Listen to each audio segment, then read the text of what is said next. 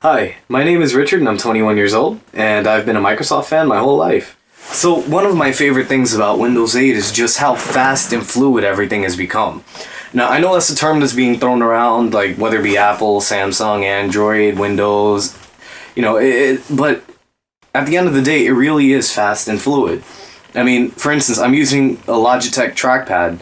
Love this thing, but just to be able to show you, like when I'm when I'm using Windows, I know where all my stuff is. Now, the Apple Dock I think is a bit inefficient because it's so small, and because everything's just like crammed up inside of this tiny bar. And when you have like 50 programs, trust me, I see Apple people with Apple computers hunting around all the time. These people on MacBook Pros, they're like squinting at the screen to find their programs, and I'm like, dude, like, why do you have to go out of your way to find what you need? Like, for instance, I use a lot of Excel and Word for school. So, I mean, I know where my Excel and Word is. Like, Word is right there. If I want Excel, I can just do my gestures, come back. Excel is right there. If I want to use Photoshop, Photoshop is right there. If I want to check what the stocks are doing today, I can come right here. Boom, it's right there. I know where everything is. If I want to keep my eye on the stock market, I can move it over here. I can go ahead and like, okay, so I'm watching Microsoft, seeing how they're doing. Got Nokia right there too. So I'm watching my stocks, getting an idea of what's going on with them. And I can go ahead and keep working inside of Photoshop. And I don't have to worry about, switching between programs. And I don't think that's what people understand about Windows 8, that it's a merger of a lot of different ideas into one. And it takes a lot of getting used to. But once you do, I mean, as you can see, I'm just whizzing around Windows 8 like it's no big deal. Like I can come over here, let me check my weather. See what it's like outside. Oh, it's 36 degrees. Look at that. Let me scroll over a little bit. Let's see. Okay, we've got our historical weather trends. I can go ahead and come back to the start menu. And, I want to go read theverge.com. Or maybe if you're not a verger, you like Engadget. I don't know. Maybe you like Engadget. So I could just come right back here and boom, go straight to Engadget. And that's just the beauty of Windows 8, that it's just so fast and fluid. And it actually is. Like, there's no pretense. So I want to talk about a couple features of Windows 8 that I think a lot of people really would like. Number one is going to be Xbox Music. Now, something really cool about Xbox Music, if I'm at home, right, I'm listening to, I'm listening to a Sean Paul album. And, I'm really feeling this version of the song I'm hearing. I typed his name into Xbox Music and then it starts playing his music and I'm like, oh wow, I really like this song. I'm going to add this to my music.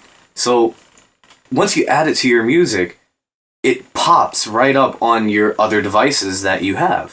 For instance, like my Surface, as soon as I add it to my music, kaboom, it starts downloading onto the Surface. So next morning I get up for school, I can just grab it and go. I don't have to worry about having to sync between devices.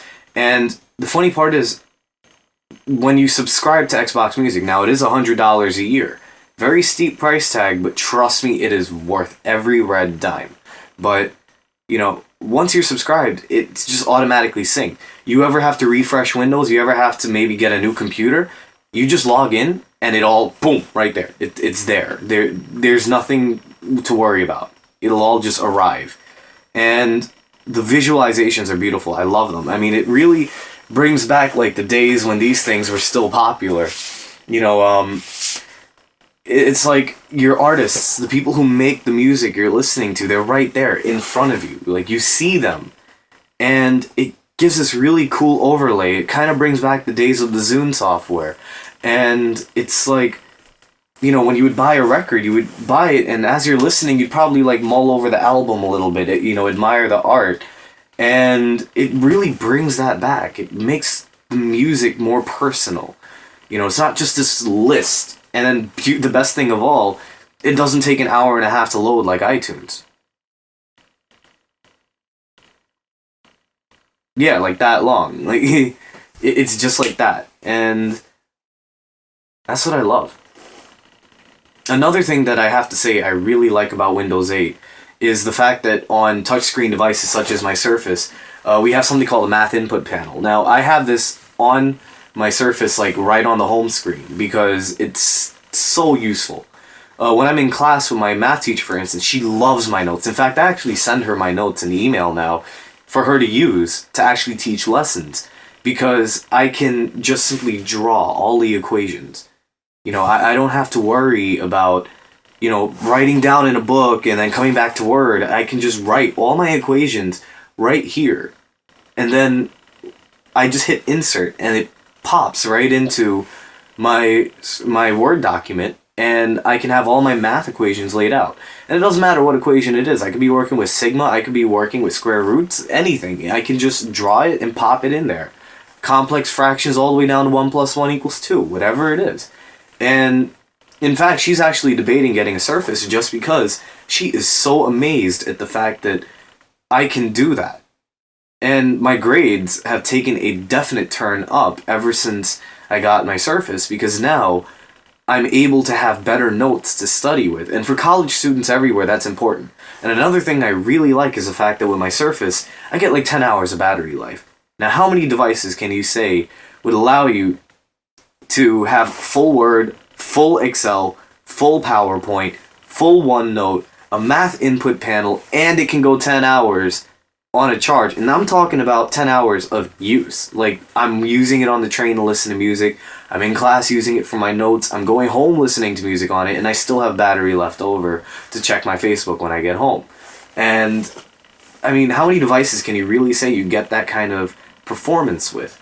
And there's only one, really, and it's the Surface. And I tell people all the time, they're like, oh, which one should I get, an iPad or a Surface? And it's kind of a double-edged sword, because I tell people, like, if you're a serious student, the Surface is the tablet to go with. However, if you really want just a device to play games on and check your Facebook, maybe the iPad's better, simply because the Surface is so new and the App Store has so little in it. But here's the thing. You see, with every person who gets the Surface, that's another number added to the amount of people who are in the Windows ecosystem. So the more people in the ecosystem, the more app developers want to develop for the ecosystem.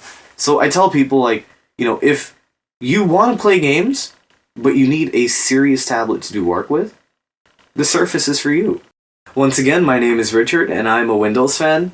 Just so you know, I'm not affiliated with Microsoft in any way, shape, or form. All I am, I'm just a fan. That's it. I just enjoy their products, and I'm doing this just because, for a lot of people who are curious about Windows 8 and actually being in the Windows ecosystem, I know it's a bit of a hard choice, but I feel as though if you got some real-world experience, or better yet, you heard from somebody who has been using Windows 8 and has been using Windows 8 almost as long as it's been out in terms of a beta, not even until it came to market. I've been using this thing for months before.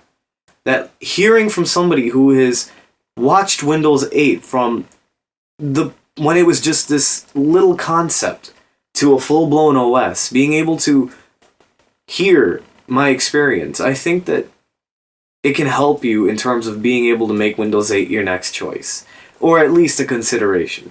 So, if you liked what you saw, go ahead and leave a comment below or subscribe. If you hate what you saw, go ahead and leave a comment below or subscribe.